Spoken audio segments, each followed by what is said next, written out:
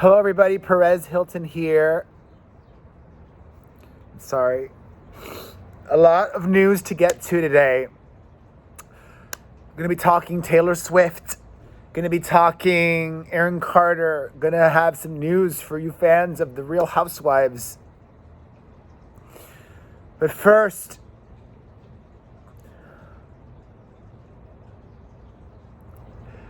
we need to take a moment of silence for Miley Cyrus and Cody Simpson. According to reports, Miley and Cody are over.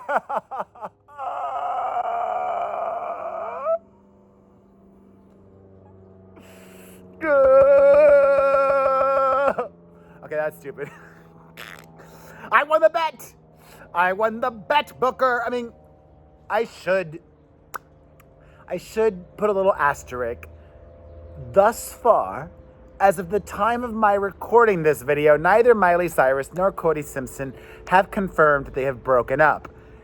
I very well may expect them to release that right now, or not, or they might still be together and the reports could be incorrect. But it's not just reports. Cody was also spotted with a girl. The paparazzi caught him at Target with somebody who's not Miley. Not only that, but neither of them, Cody nor Miley, have posted photos, video, or anything about each other on Instagram in weeks. We can read between the lines. They were posting each other on both of their feeds and stories incessantly. Now they've gone radio silent for 2 weeks. Either they just decided all of a sudden to go private on their relationship, or they're over. More so, it's claimed that Miley only dated Caitlyn Carter and then Cody Simpson as a way to push Liam Hemsworth's buttons, her ex-husband. But we know he's dating this new girl who seems much more his speed than Miley Cyrus, and he's unbothered. And Miley is single again, reportedly.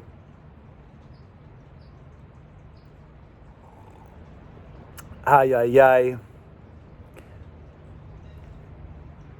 I mean, I don't know what she's going to do next. It must be nice to be able to get in a relationship like that. I wish I had that ability. I don't.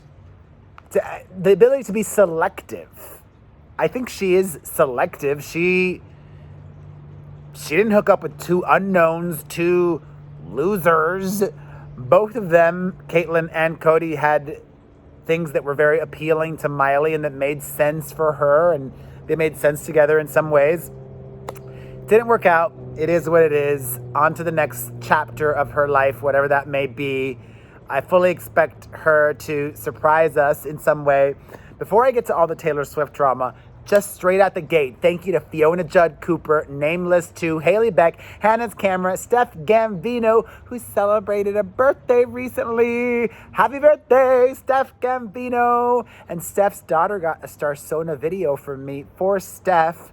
I think I nailed it. I think I did a great job. You can get a personalized video greeting from me as well on the Starsona app or directly at starsona.com/Perez Hilton. And finally, thank you to Kathy, Claudio, Chandler, Kathy, Steph, Hannah's, Haley, Nameless, and Fiona all super chatted me recently. I appreciate you. That means they hit the dollar icon underneath the chat box during a recent video premiere. And that means they also have the notifications turned on so we could live chat daily whenever I upload videos. So thank you guys. I love you. And a reminder, my song comes out a week from today. Stay tuned for more. All right. The very latest on Miley Cyrus's peer, Taylor Swift. She can perform her songs at the American Music Awards this Sunday. Her former label, Big Machine Label Group, released a statement that they have come to an agreement with Dick Clark Productions, who produces the American Music Awards, in order for Taylor Swift to go ahead and perform a medley of her old songs. And Taylor is winning. She is winning in more ways than one. Not only did she win this immediate victory, but according to reports, Scooter Braun is said to be, quote, frustrated with Taylor's former label boss, Scott Borchetta, who also used to appear on American Idol, over this whole Taylor Swift situation. It seems like Scooter is wanting and prepping to throw Scott under the bus. And quite smartly, I would add, Scooter Braun has not spoken out publicly about all of this Taylor drama. Instead, I hear from my sources that he's been speaking to everybody off the record as sources. Sources say it's really just Scooter Braun. And on top of that, he just took the unusual move of communicating directly with some Taylor Swift fans on Twitter in a group chat, which was confirmed by one of the people in that group chat who took video. So it was not photoshopped. One of the things that was surprising, I should show you the rest of my shirt. It's a funny shirt. I still wear my Hillary shirts with pride. Life doesn't always work out the way you want it to. One of the funny, interesting, wild, crazy, slightly unbelievable things that Scooter Braun told all of these Taylor fans is he is willing to sell Taylor her catalog. I mean, he's probably sick and tired of all the bad publicity that he's getting, but I don't quite believe it. I'll believe it when it happens, if it happens. I mean, it'd be hard to even put a value on it because Scooter and that Carlisle group bought all of Big Machine. Granted, I'm sure they bought it for Taylor's catalog. That played a big part in it, but I don't know how would they probably wouldn't even agree to a dollar amount. It would, I mean, Taylor could buy the whole label, but she doesn't need to or want to, or who knows. We'll see. I'm sure that this story will continue to have legs, and it has so many repercussions, like a question I ask of you all, my fam. Does Taylor's friends, like Ed Sheeran and Shawn Mendes, do they have a responsibility to speak out in support of her? I find it very telling and interesting that most or a lot of her female former collaborators and friends have spoken out publicly, and neither Shawn nor Ed have said anything. I mean, they could have said something as simple as seeing Taylor Swift struggling right now and sending her light. She is a phenomenal talent and a great friend. Even a statement like that where you're leaving the business out of it.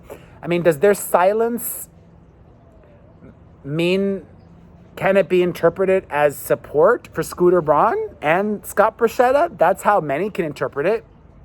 And a lot of Taylor Swift fans are upset. I'm frankly disappointed. I said it. I will be following this story for you guys and any developments that come. And more legal news from Taylor Swift and her catalog drama to the Michael Jackson estate.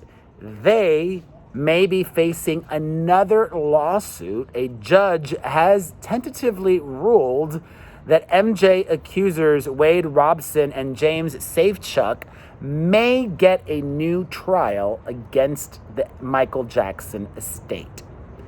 I say get that money. All right, in more music-related news, as I've talked about, Justin Bieber, who's managed by Scooter Braun, is coming out with a new album next month, all but confirmed. Things are so far along that Bieber just shot the music video for his comeback single. And what's surprising, a lot of surprising things today, Miss Fame, whom I'm a fan of, who is busy doing many things, including launched her own makeup line recently, a RuPaul's Drag Race alum, was asked to be in the video. And she was told that they had $500 to pay her. They weren't asking or expecting her to work for free. Her rate clearly is more than $500. And instead of turning Bieber down, she posted on Instagram story that she turned Bieber down and that $500 wouldn't even cover hair and makeup and this and that and the other. Listen, I love Miss Fame. Everybody does what they think is right for their career. If I was her manager or advising her, I would have said, you know what, that's a good look for you. I would advise you to be in the Bieber music video. And the $500 is your airline ticket to get to LA. Stay with a friend. And there you go. You don't lose any money doing that. But she didn't want to do that. I get that. She lives in New York. Okay, cool. But posting on Instagram story that they made an offer that was insulting to her, if I was a potential brand or business partner, I wouldn't be making offers to her. I would be concerned that if I offered her $5,000, that would not be to her liking.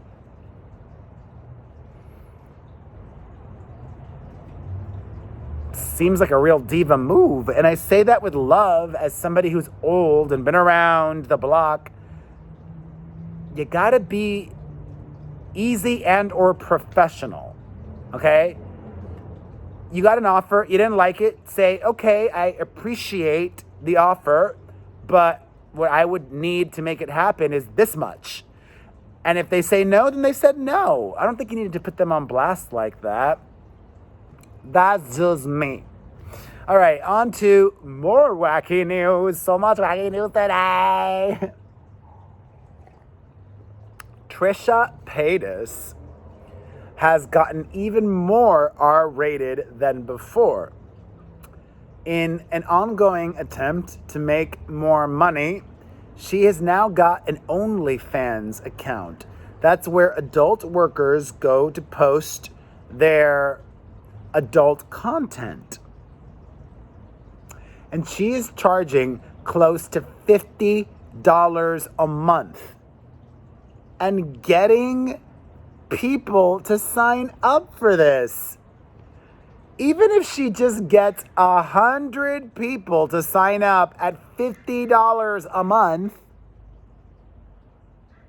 and I wonder what kind of a percentage OnlyFans gets. It's wild. People that are I guess there's a lot, I'm going to guess most of them are men. There's a lot of dudes out there that really like Trisha. She probably DMs a lot of them and fans the flames and keeps the hope alive or whatever it may be. And good for her. Although, I don't know. Oh God, I might get myself in trouble now. I don't care. I'm not a fan of modeling behavior that you do not want your children to mimic. If I'm Trisha, I would not want to do adult work because I would not want my kids to do adult work. But that's just me. I don't think there's anything wrong with it, but I'd be lying to say I was proud or happy if my child went into the adult work industry. I would want more from them. Like, be as promiscuous as you want. But there's just, I don't know, like, when you're young, or even at her age, she's in her early 30s, you're not thinking so much about the future, but it's just unfortunate that it does close so many doors. And whatevs. Speaking of Trisha, her ex and friend Aaron Carter was hospitalized recently, allegedly. He checked himself into what I think was just an urgent care in Florida and posted a photo of himself hooked up to an IV and didn't elaborate on what was wrong with him or why he was there. Additionally, a lot of fans are speculating that his mom, June, has fallen off the wagon. She's battled alcohol addiction for a very long time and recently went to rehab. Unfortunately, she's been exhibiting questionable behavior, and they're hanging out all the time, sending them both positive vibes. Also sending positive vibes to Halle Berry. This is wild. Everything's wild. I love it. That's what I enjoy about what I do. Things are just so crazy. It makes my life seem nice and normal and boring. But old court documents just leaked from this Halle Berry custody case in 2011 when she took her baby daddy, Canadian model Gabriel Aubry, to court. And when you think you're doing what's right for your child, I think you lay it all out there. And Halle Berry also was working on the assumption that these court documents would remain private. Unfortunately, they just leaked 8 years later, and we found out that she made an allegation that he was racist towards her and that he carried on an inappropriate relationship with a relative.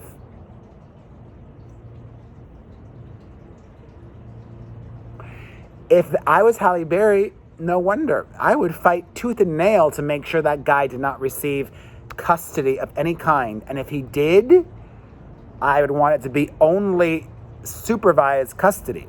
Because if he's carried on this inappropriate relationship with a relative, a sister, or who knows for how long, he might also think it's, all these thoughts would race through my mind. I'm not even going to say it because I don't want to give YouTube any excuse to demonetize this video. I have not said anything that could get demonetized thus far.